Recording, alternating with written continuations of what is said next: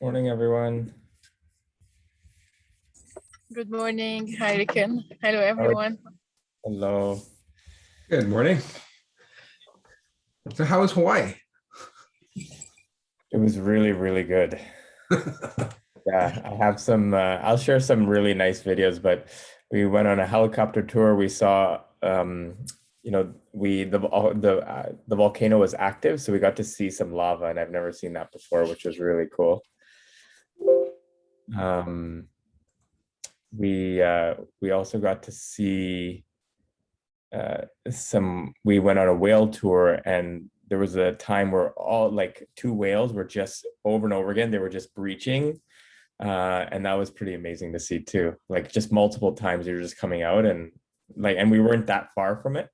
So that was awesome too. Maybe you were attending their wedding. Maybe they were just telling you, please look, thank you for coming. Yeah, it was really cool. So that was amazing. And then I don't know if you know, but on the Big Island, it's somewhere, I don't think it's that well known, but it's known around the world for its stargazing. And so we saw the most, I mean, I'm just going to share it right now because it's so epic, but Where was this? Where was this?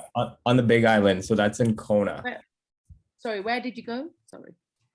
Hawaii. Last week I was in Hawaii. Wow. Yeah, so I just got back last night here. So, but you'll see. Yeah. Send us your itinerary, please. Sorry? Send us your itinerary. Yeah, I will. I'm gonna just post. But this was, if you can see in the group chat, I just posted a couple of pictures. But this tour for this stargazing started at 3 a.m. in the morning. And you can see that there's no like added like anything here, but you see the Milky Way, like the brightest I've ever seen. You know, that bright star there, that's Venus. That orange there, that's like lava coming from a volcano. Can you see the screen? No, so he put it in the chat. So I'll share mine just for giggles. So I think what he's referring to is over here. I can screen share too. Yeah. Ooh. Yeah. And so I think there's another one too. That's Venus, and you know, that's like the lava from the volcano there. That's reflecting off the clouds, and so you can see the light. There were just shooting stars everywhere, but none of that is, I mean, to me, like when I would see that normally, I would think, wow, that's a great poster, but all of this was just as it is. Wow. So if anyone likes the stars or astronomy, this place is worth it. I mean, that was the highlight, like the stargazing was the highlight of the whole like time there. It was really, really incredible. I mean, nothing like, I mean, I go everywhere to see stars, especially late at night, because here, like when you go on camping trips and stuff where we're away from the city, you can see a lot. But we saw so much, it wasn't even close to anything that I've seen before. Yeah, so if you like stars, I mean, and it's a great family activity if you can get up, if you can, you know, be up late at night. So yeah, I definitely recommend the stargazing in Kona if you're there next. And what's really funny is that when you look at the top 10 experiences, like if you just Google it, it's not in the top 10, but I think it's number 1. So it's really I think it's one of those experiences, like you need to either hear about it from someone else, because it's not usually, you know, like all over the internet when you look up Hawaii or the Big Island or anything like that. Please send us your itinerary, please. Yeah, no, definitely. We have a made up itinerary of 10 days that include Kona, Maui, and Honolulu. I I need to see some shooting stars to make lots and lots of wishes. So how's everybody else doing?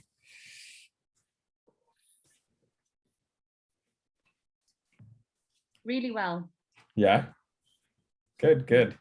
I mean, it's funny when I asked to adjust to Thursday, it seemed like Thursday worked a lot better for everybody else than Wednesday. So I mean, we can take a poll if that works better for everybody. We can kind of make a permanent change if that's better instead of Wednesdays. But wasn't it always on Thursdays, or am I imagining something? And I think we switched at one point to Wednesdays. I don't For remember. Wednesdays, yeah. Oh, Well, this week anyway was better for me Okay, on good. Thursday. Normally it doesn't matter as much, but It doesn't matter to me either. Perfect. oh, can we have it on Thursday? What do you think, Christina? I can settle for both. So sometimes. Oh, because normally on Wednesdays I'm running around. Well, I run around like a headless chicken every day, but on Thursdays it's less.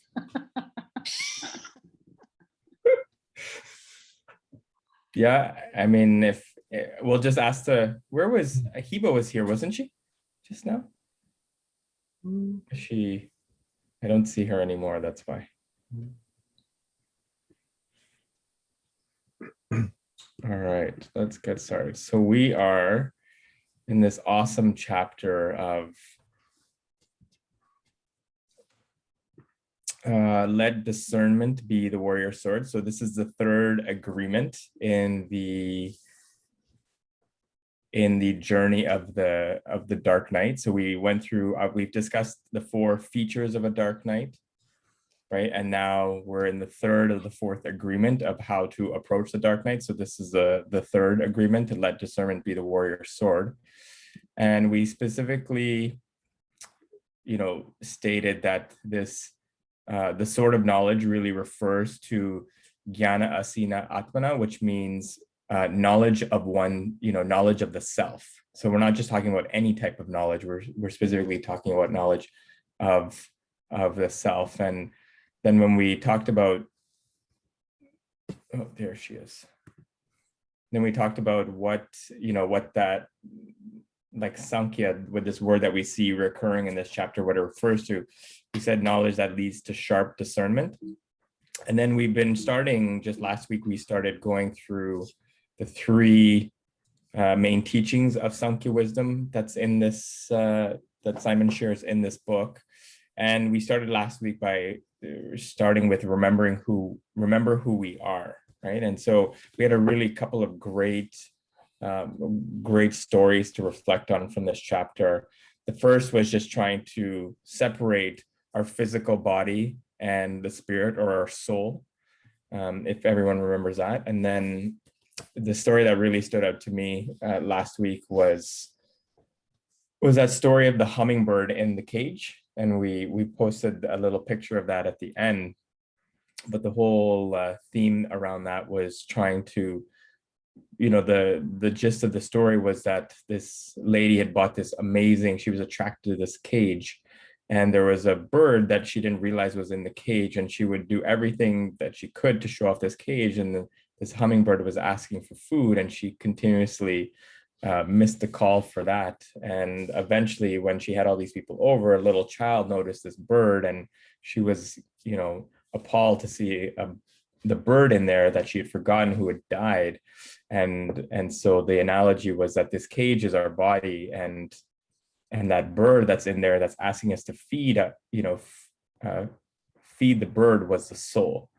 And so if we remember from last week, the message was taking care of the body, but not forgetting about the soul. So that's where we are. But before we get started, just obviously wanted to go through just the culture that we like to bring into every session: our full presence, respect for everyone, and the determination to do the work. And I always like to review the 2 things we should always try to remember: the good others have done for us, and the bad we may have done to them. And this always keeps us in a state of wanting to always improve, but also in a state of being grateful for the things that come to us. And the two things we should always try to let go of as best as we can is the bad others have done for us, not, forgetting necessarily the things that have happened, but the feelings that come, with that. And the second thing is the good we have done for others. So I will just start with our invocation. Om Gyan Timirandasya Gyananjana Shlakaya Chaksur Unmilitam Yena Tasmai Shri Guruve Namaha Mukam Karoti Vachalam Pangu Langayete Girim Yat Kripatam Aham Vande Shri Guru Dinataranam Vanchakalpatrubhyascha Kripa Sunda Evacha Patitanam Pavanebhyo Vaishnavebhyo Namo Namaha. So thank you so much for everyone that has joined us today. We have just given thanks to all the teachers that have come before us to give us, to maximize our potential in these sessions where we're bringing out the best in each of us and giving thanks to all those that have joined who are all full of compassion and giving respect to everybody that has come through. So I was just reading this. We use this word, maybe people have heard this word auspicious.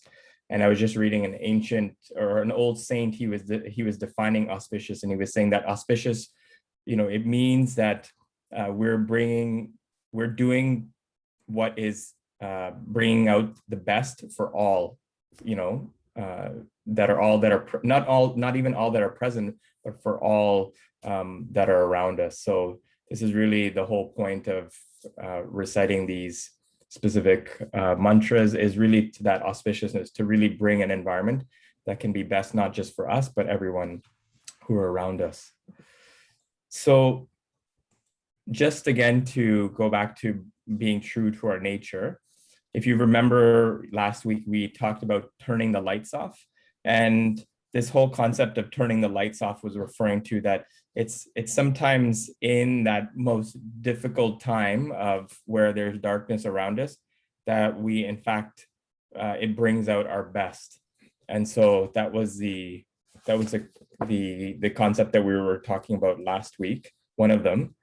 The second one is, if you remember, we were talking about like when we look in that mirror, what do we see, right? And so that again was referring to, if you remember in the Bhagavad Gita in the second chapter, it talks about how, although when we look at pictures of ourselves when we're young versus when we're older, what's physically there, meaning our appearance has completely changed, but something has stayed the same throughout. And so in the Bhagavad Gita, and what Simon is trying to tell us is that although the changing of the body is like changing different pairs of clothes, just taking off clothes and putting on new ones. But again, what is consistent is that life force that's within us, and that spirit, which again is is common to all of us, meaning although we live in different parts of the world, different genders, different occupations, different races, it's that spirit, it's that soul that's common to all of us, and what makes us, which creates equality in the world. And then the final, and then we talked about this, the story as well, but I wanted to really touch upon, we didn't get to touch upon this last story in the chapter, which was a really great one. I'll ask everyone to just flip to the section in the book. And so the section was, we're still in the remembering who we are. And if everyone wants to just flip to section 4. So in the book is page 231. But if someone wants to go ahead and read that section, it would be great. It's very short.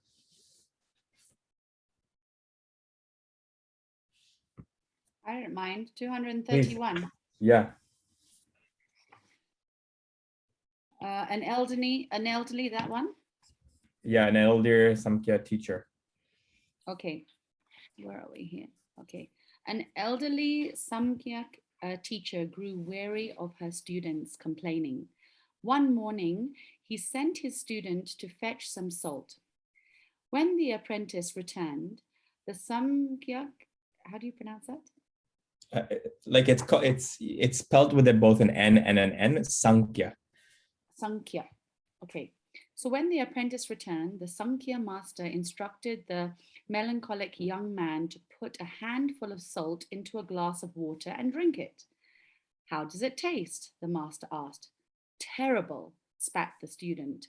The master chuckled. He then told the young man to take another handful of salt and put it into the nearby lake. The two walked in silence to the edge of the large, serene lake behind the master's hermitage. The apprentice poured his fistful of salt into the water. Now drink from the lake, the master said. As the water dripped down the student's chin, the master asked, how does it taste? Fresh, remarked the apprentice. Do you taste the salt? Asked, how do you pronounce it again? Sankhya. Sankhya, my God, sorry. Sankhya master. No, said the young man. At this, the master sat beside this troubled young man, who so remembered him of himself and took his hands. The pain of life is pure salt, no more, no less. The amount of pain in our life remains the same, exactly the same. But the amount of pain we taste depends on the container we put the pain into. So, when you're in pain, the only thing you can do is enlarge your perception of who you are. Stop being a glass, become a lake. The master continued, when we live within the confines of our small human story, we're a tiny glass. Our pain takes on a very large significance to the point of becoming unbearable. But when we remember we're spiritual beings, not the lead character of our small story, we experience immediate freedom and spaciousness. We grow from a tiny glass into a large, serene lake. The misfortunes of life no longer affect us in the same way. Wow. Yeah, thank you. Does anyone want to just read the next section before section 5?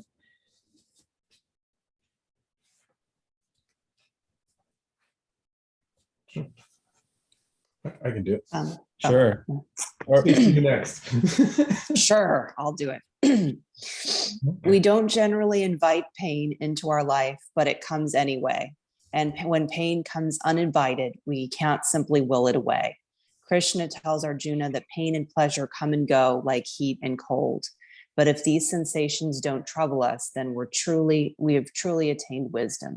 Becoming equal in pain and pleasure means becoming a lake. It means remembering who we are. We have the mortal self and we have the mortal story, but we're more than our mortal self, and therefore we're also more than our mortal story. When we remember who we are, we're no longer bound by mortal limitations. Krishna, speaking of such a person who can remain equal in pain and pleasure, declares, such a wise person is prepared for immortality. This is because such a person transcends the limitations of her own mortal story. Thus, a Samkhya master is not someone who no longer experiences any difficulties in her life. A Samkhya master is a person who is no longer troubled by those difficulties. Beautiful. yeah, any reflections on that?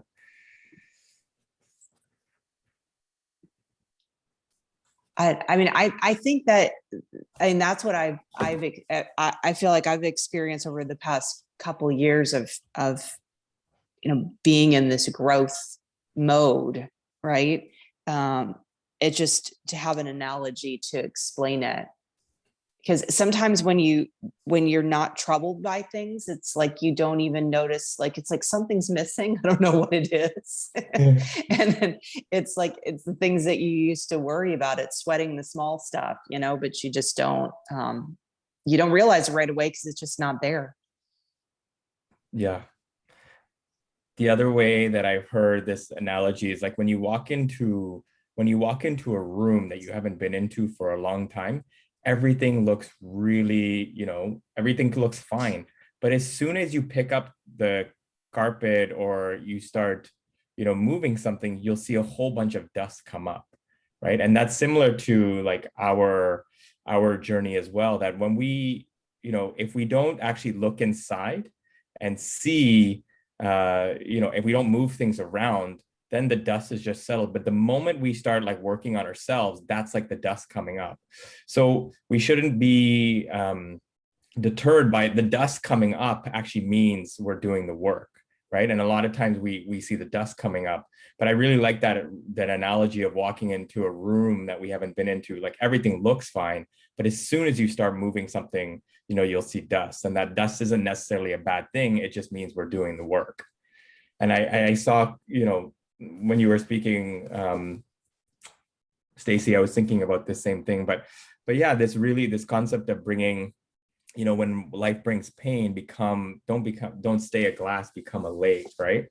And we have touched upon this idea before. So these are the two kind of key verses from the Gita that touches upon this. And if you remember, we had, before we had a picture of a monk. He was sitting in like boiling water, right? And the title of that slide was Tolerate Impermanence.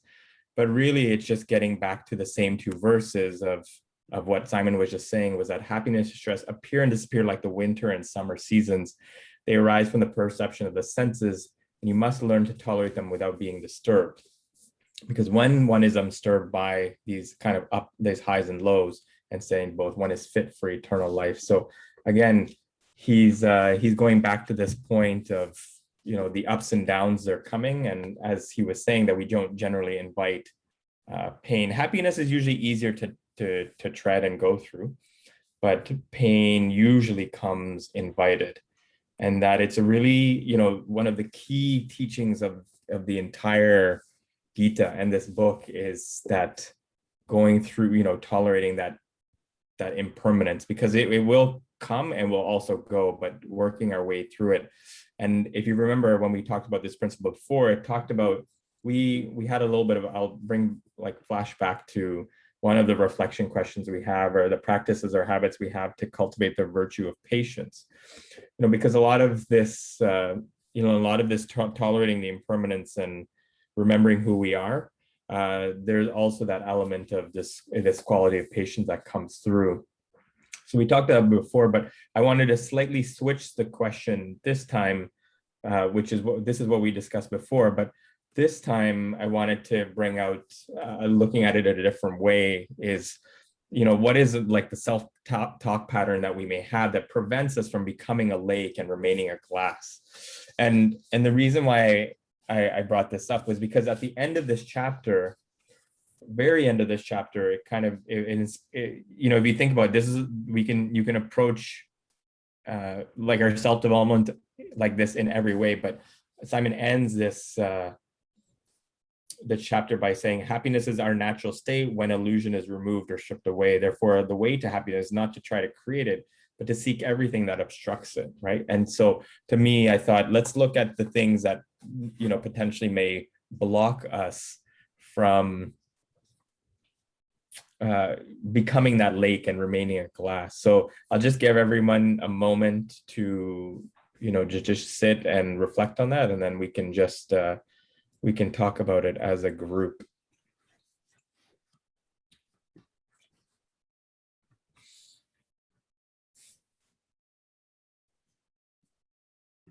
For me, all I had to do when I was thinking about this question was think back to just like our recent travels, that, you know, you have a lot of fun on a trip, but if you travel, there's inevitably things that's gonna go wrong. And I just have to think about those uninvited times that, you know, what was my self-talk during those times?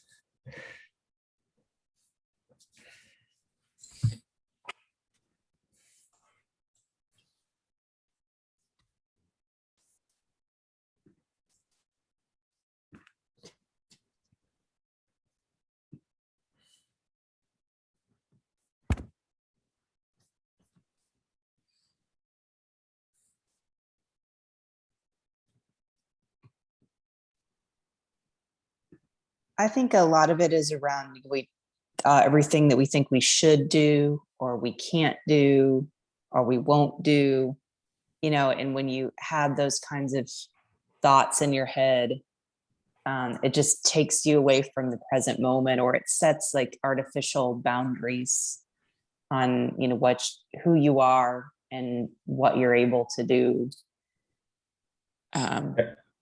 Yeah, so I guess is that also trying to say, like, living a life that's based on others' expectations? But partly, right? I mean, there could be different reasons why, you Right. think you should do things, right? Or, but yes, definitely. Limiting yourself and what you can do in your own mind, and living according to other people's expectations and all those kinds of things can keep you a glass. Oh, that's a really good one. Anyone else have any thoughts on this?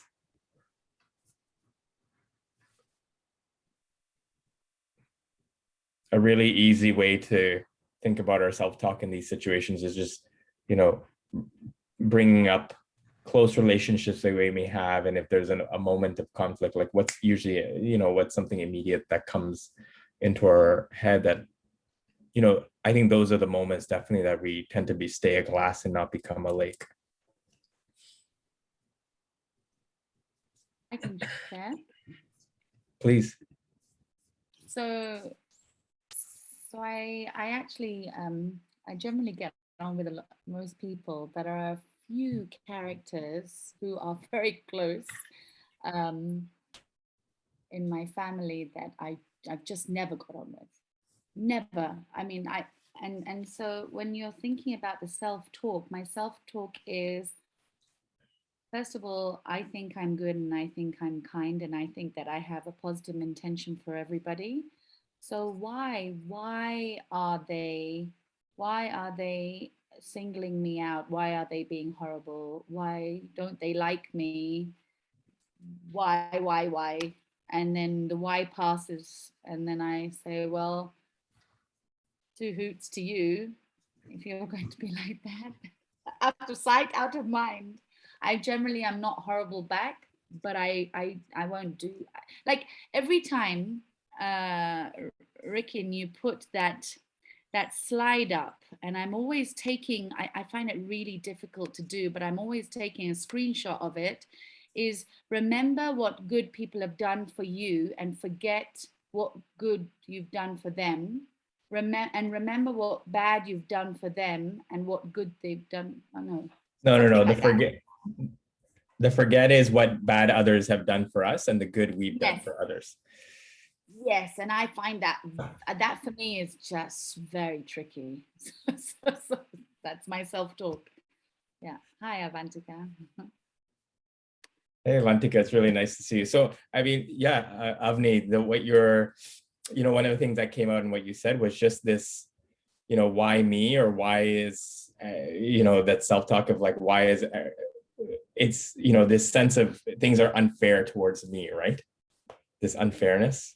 It's not about so much unfairness. It's about, we really try and be good human beings. Like I came into it's between you and me. I hope, oh no, you're going to share this. I can't share.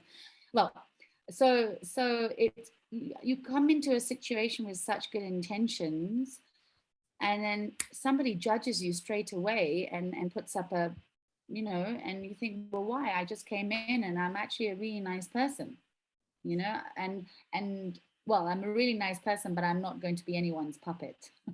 Yeah. Yeah.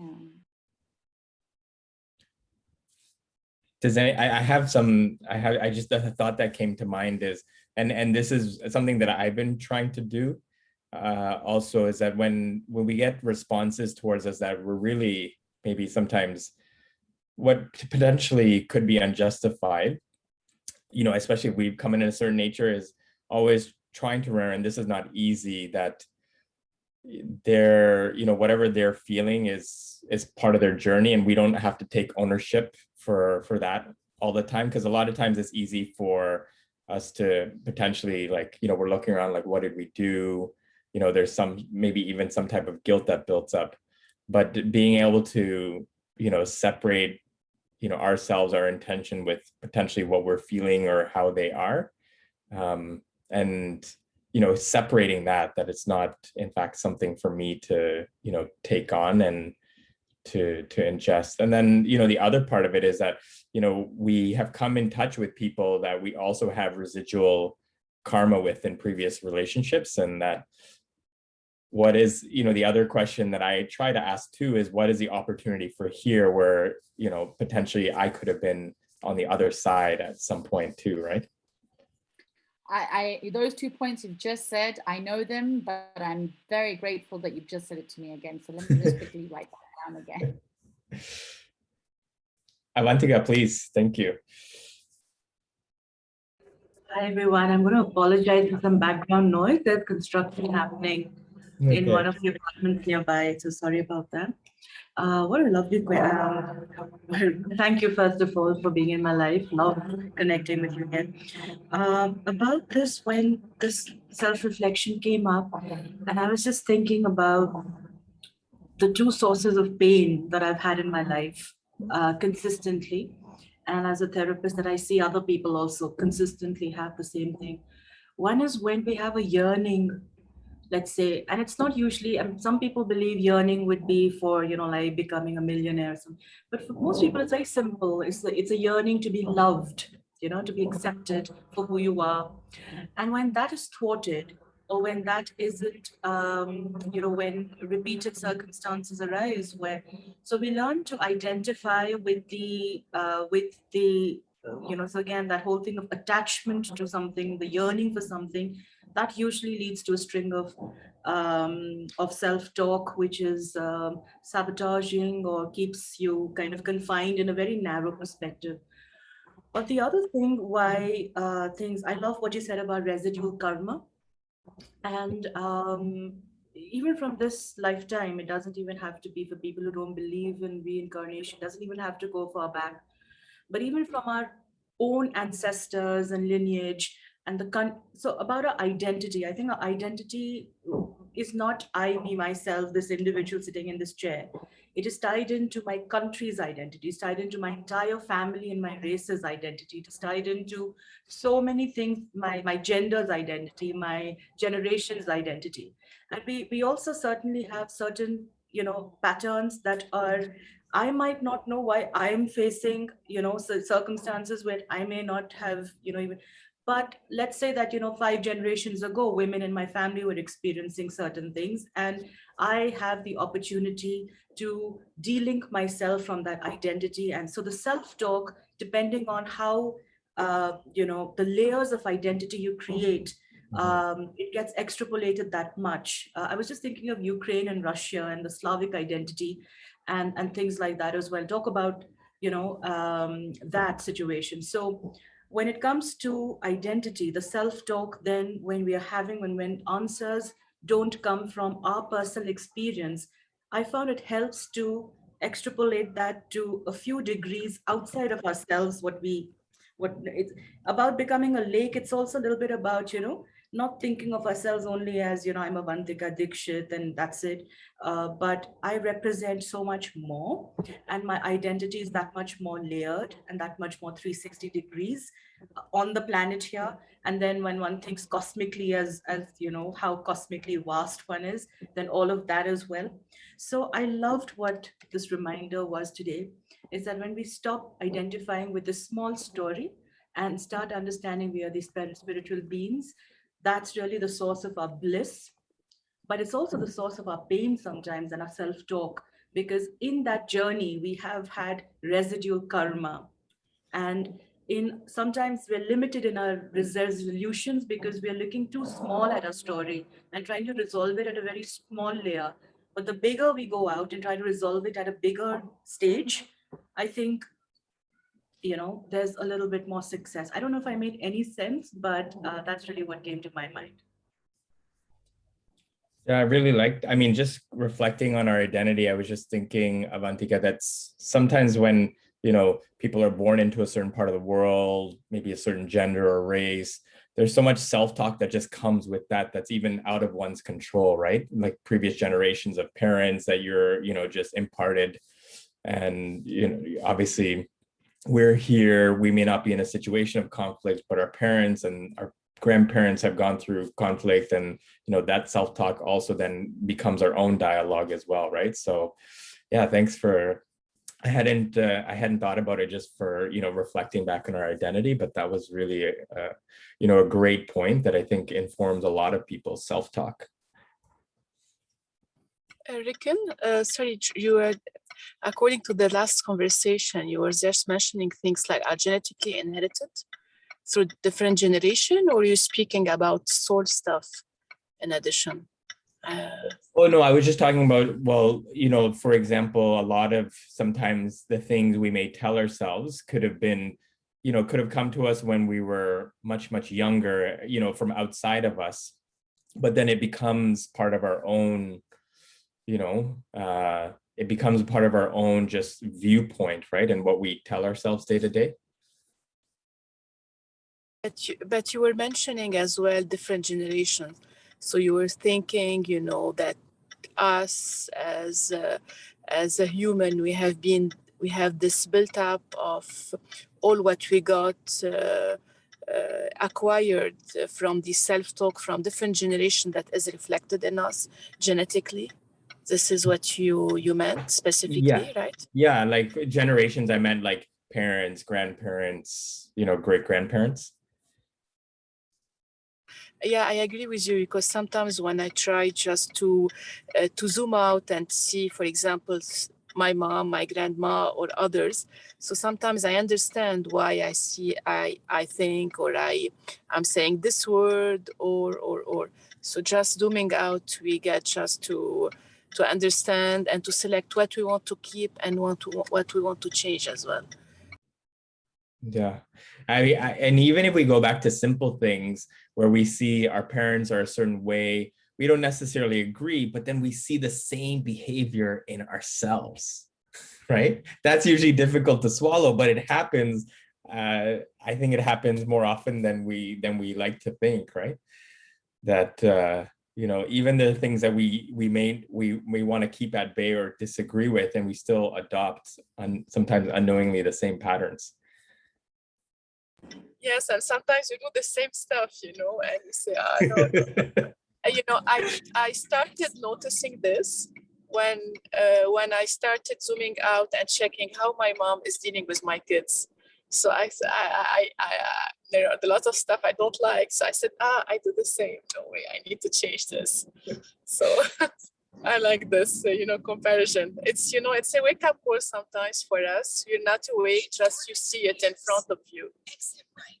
Even Hiba, you see it, you can see it even more close. You can see when your children are acting, they are acting like us. Yeah, sometimes, yeah. A couple of things that came to mind for myself of this self-talk that prevents us from becoming the lake is I was just reflecting again when and this is just as recent as like the past week, but when I was traveling, things, situations will come up that are unexpected. And again, now we get really close, like in the context of having a partner or one's partner, a lot of the self-talk that I was having or responses that I'm having was always around a need to control, right? So I need this person to learn, I need to teach this person a specific lesson. I want to be the cause of this person's change, or I want to, remind this person of this thing. Again, like when you peel, or at least when I was peeling the layer, I was like, where is this all coming? But it comes from that, sometimes the need to control is really like obvious. Sometimes it's very subtle, but I was just thinking about kind of the root for sometimes where our self-talk, or at least the self-talk that I was experiencing very recently was usually coming from this need to control, and many times there's no really moment where we take a time. I mean, there are times where we pause and reflect, but there's that deep conditioning of impatience, right? That sometimes causes us to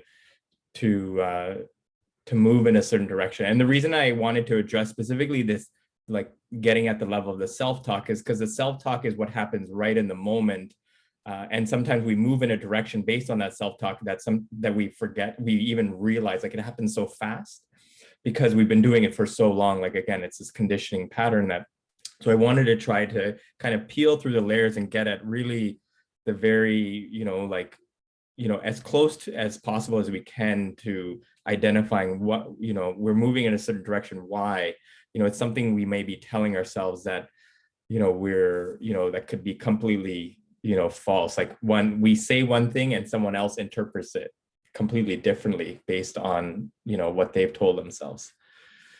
So this is what I just wanted to share from this reflection or the question. Stacy, you had something to add? And I think when you said that, it made me think about how, I feel like for a long time, I was trying to, like, I didn't want to have silence, like if you're having a conversation or you're teaching class or whatever, like you don't want to have the silence, or you're trying to control the conversation, because like you said, you're trying to get everyone to learn all these things, and but to lay aside some of that and let things flow. And like if you can even just have a little bit of silence, maybe some people just need to think longer to come up with something really incredible, right? That they're going to be having this connection. And so really, by this illusion of trying to control everything, I mean, you're not going as deep as you could be, right? If you kind of just leave some space for that. Yeah, this this eliminating that awkward pause, right? Mm-hmm. It takes I found that Zoom has been a really good way, because usually on Zoom there's sometimes long pauses that you don't necessarily invite, but it happens, right? So I've gotten really used to it, or I mean, just pushed to get used to it. But yeah, this I definitely appreciate that comment. Anyone else have any thoughts they wanted to share, Paul? Or yeah, I had a couple. So the original question in terms of my own self-talk, or the thought on the patterns, I thought it might be related to sort of ego or emotional triggers. Even Avantika said, the yearning to be loved. A lot of it, I think, is also sort of our nature to have attribution errors. Like we do bad things because of circumstance, and other people do bad things because they're bad people. And I think that it's sort of that seeing beyond that and just kind of letting people be, I think is a big self-talk pattern that many people have, I think. I don't know if that explains it, but yeah, my big thoughts for that. The attribution error you brought up is such a really, I wrote about it in an article that I had to write about, but we look at our behavior as a product of circumstance, but yet when we look at others, it's a reflection of their personality or their character, right? It's such a good one to remind ourselves of. And it's so interesting how quickly the defense comes up for our own ego when it pertains to us, of how we say, well, this circumstance, that circumstance, this situation, it happens really fast. So that's thanks for that reminder. And what was the first point again that you made? It was referring to so it was about the ego, like, or emotional triggers. Like we think about I a lot. Getting better at it, but really it's the attribution error and just kind of letting things go. I do like the analogy of the glass versus the lake. I think I'm gonna have to remind myself of that next time it feels salty. Yeah, and I think that just that remembering of that that ability to expand, even just trying to contemplate that expansion in the moment will help us at least pause for a second. And even that pausing to reflect is really helpful when, there's such a we're so strongly impelled to act or speak or say something at that time, right? I've really gotten so much mileage out of just not speaking the first thought that comes to my head, and just better a little bit later, if than right away. And sometimes you have to wait a long time for the right time, but it's always worked in a more positive favor for everybody. So just very quickly, So you've reflected, and it's so important to reflect on why and where your self-talk comes from. And now I hope, well, that's what we're doing, isn't it? How do we now change our self-talk? So as Paul said, and you said, is basically stay in the amber, as in pause, and then change your self-talk to remind yourself of glass versus lake, or lake versus glass, isn't it? That should be the self-talk. That's the first thing that should come into our minds, even before we pause. And again, it's just coming back to this, the bigger point of this section is just coming back to, as what Avantika was just reminding ourselves of, if you remember, like going back always to this remembering, you know, being true to our nature and trying to remember, you know, who we are, not just our physical beings, but just our larger identity as souls and spirit, that we're not, that our identity is not in fact, because as soon as we come to the level of our body, then we go back into identifying with our story, right? And once we can reflect on our higher identity, again, which takes a lot of time and practice, but as soon as we can move into the space, then I feel we are better able to see how the world works for us instead of always against us. And this is where, I mean, to me, on a very practical, you know, on a very practical level, this is where the, you know, where we are always talking about our practices of, you know, of mantra and meditation. It helps, you know, expand that peripheral vision on a regular basis, which is, you know, why we need it on a daily basis and not just once in a while, because that peripheral vision continually needs to be expanded on regularly. Can I add something as well? You know, the structured community as well, like, you know, ours, that help us as well, you know, because it's all the time we're slowing down, like every time Paul is saying, I'm following in between his recommendation. And we know we keep on asking, you know, so everyone, I guess now is adding one stuff. So at least, I guess, you know, the puzzle, and sometimes we have the same question or idea, but it wasn't so clear that it came out. So for example, can you say it? I was thinking, but it wasn't complete. Now it's complete. So I guess, you know, it's addition to the mantra, to the meditation, to these, it's very powerful. Yeah. At least, you know, you have Yeah, no, I agree, Hiba. And again, now that we've been meeting consistently, we've gotten to a certain level where everyone's freely like sharing and sharing quite honestly and openly. And I think that also makes a difference to helping, you know, for us to construct our own, you know, put together our own puzzle. And we're just adding small, you know, what might be a small thing, but again, as Simon had mentioned, those trim tab changes, you know, of the boat, where you just slightly move the, you know, the rudder in a different, slightly different direction, and the whole course of your life can move in a different direction, right? So yeah, I totally agree, and I like the analogy you used. You know, it's very nice. Yeah. We can visualize it. We can visualize this. You know. Definitely. Stacy, did you have something else to add? Your hand was up. Just checking. Yeah, I just want to mention. So I am just extremely tired this morning because I was just on a retreat. I'm chaperoning these 11 and 12-year-old kids.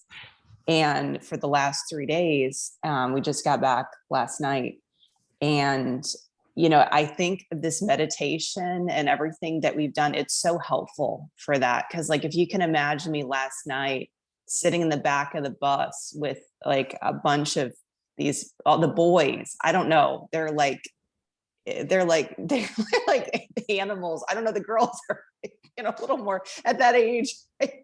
And it just, it didn't really, I mean, obviously this morning I'm tired, but it didn't really bother me that much. Also because I saw like there was one particular kid who was kind of the instigator, but it's like you could tell he was trying.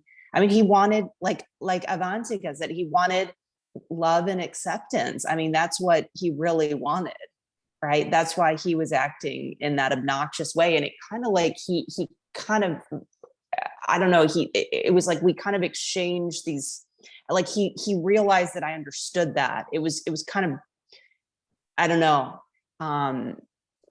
We exchanged this kind of nonverbal, kind of thing, and he kind of calmed down. I don't know. It was interesting, but anyway, this is a good conversation for me, thinking about all the dynamic going on the past few days. Thank you for that. A lot of children's behaviors, for those that join on the Wednesdays of Remembering Who We Are with Upbuild, they, Bhakti Swami, he has that every action in our life, it's either like we're giving love or it's a cry for love, right? It's only everything we do can be just boiled down to two simple, very things, right? That's good. And with kids, usually it's going to be, this cry for love. At least from the, the little experience I've had of being around so many kids, is that that's really, at the base of all the difficult behavior that comes to us at the surface. It's usually, again, you boil it down, Stacey, to this, what appears as attention seeking is just really this, that cry for love.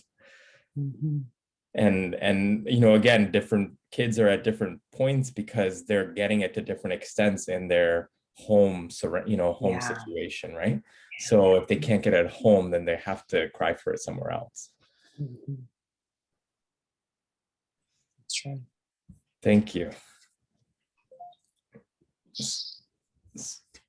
So before we end, I just wanted to start into, or at least introduce the last, or kind of moving into the next, section, which, I mean, this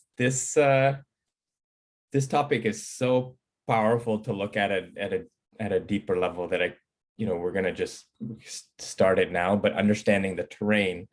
And if you remember this understanding the terrain, if you remember from Simon's discussion, this really refers to, there's one part of the journey, which is understanding ourselves, but the second part of it is understanding how the world functions around us.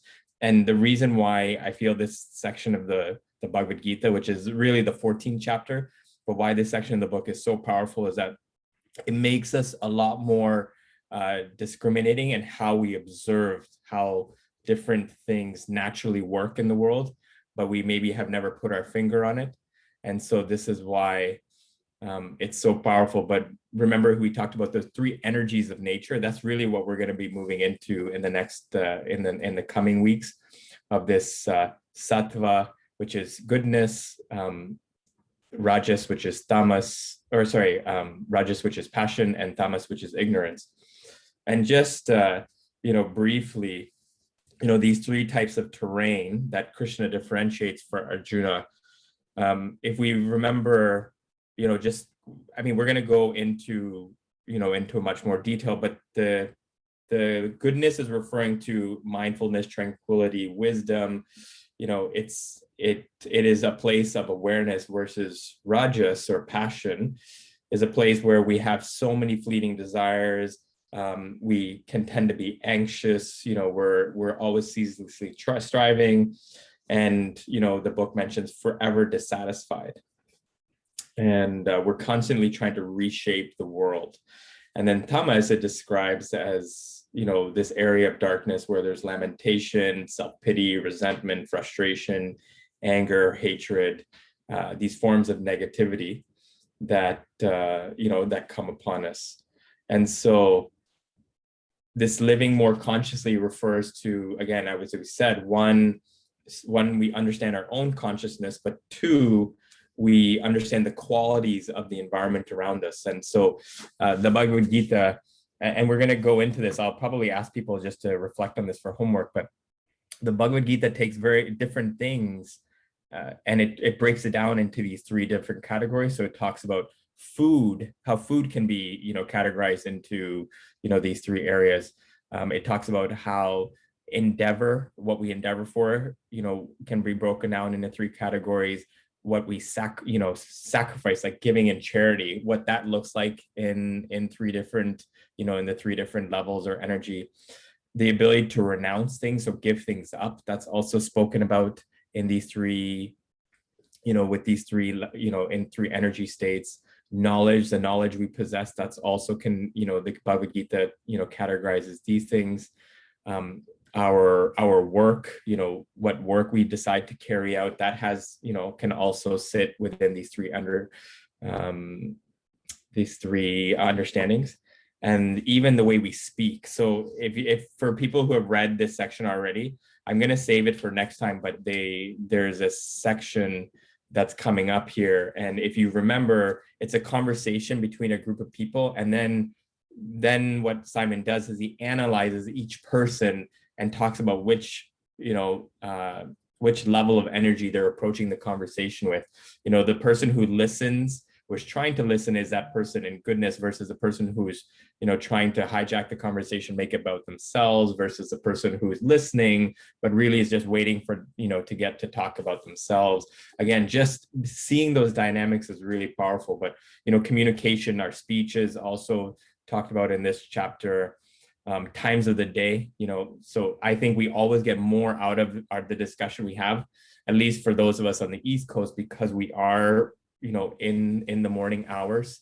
Morning hours are, you know, always known to be that time of goodness, because there's a certain level of stillness, versus, you know, we can break down the times of the day and we can see how our consciousness changes afternoon, you know, evening. So so yeah, these are things that we're going to come into the next couple of weeks. And I want to give a little bit more time to this, because it's such a, you know, there's so much knowledge to understand, but then, you know, the way we look at things, we observe things, it really brings things together in terms of where, you know, our conditioned state versus then reflecting how we can position ourselves to be, you know, setting ourselves up for success once we've observed, okay, these are the different levels of energy, and I can choose to engage in, you know, some of us have to engage at certain levels, and it's not always a negative thing. For example, we need that sense of like tamas or darkness to be able to fall asleep.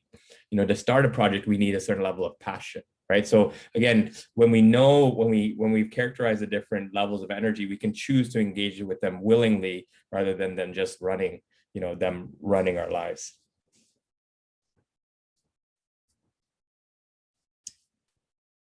And the reason why we had that diagram where they overlap is because, like different, you know, like a rainbow or just any colors that are mixed together, there's so many different shades of mixing of these three modes.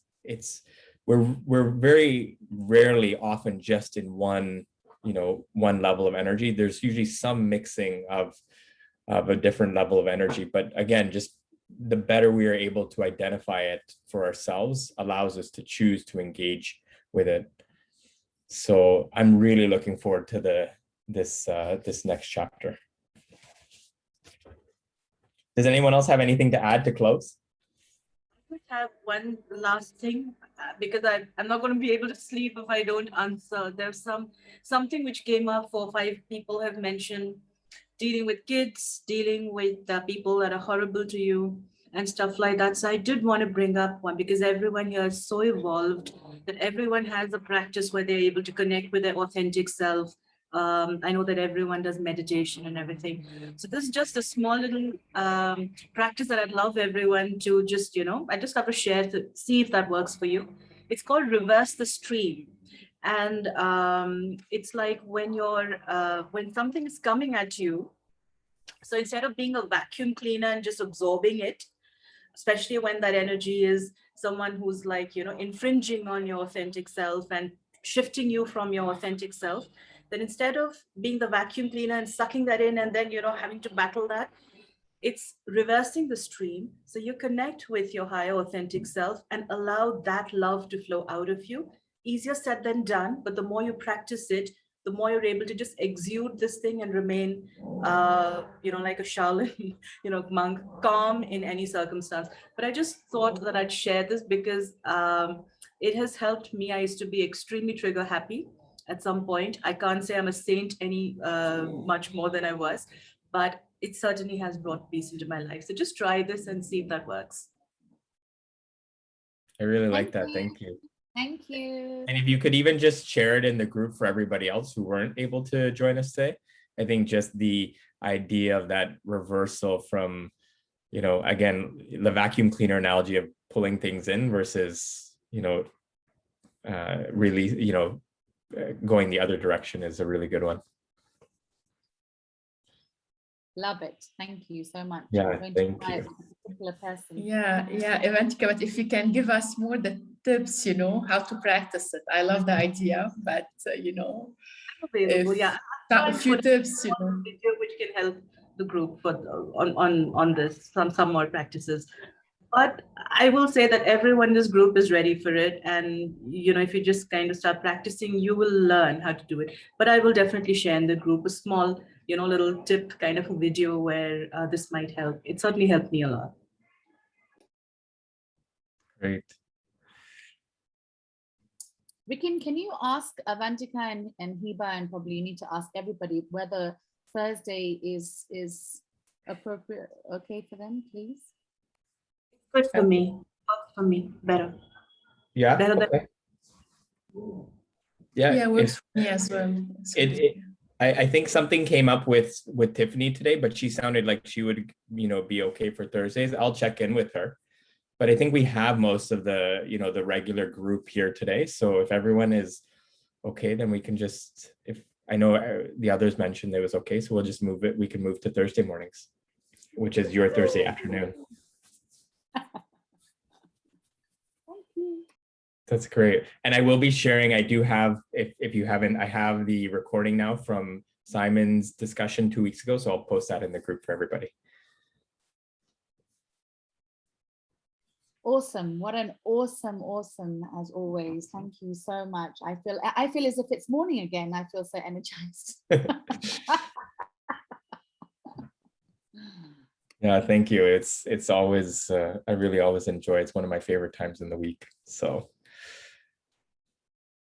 thanks, everyone. We'll see everybody next week. Take care. See you. Thank you so much. Love Thank you. all.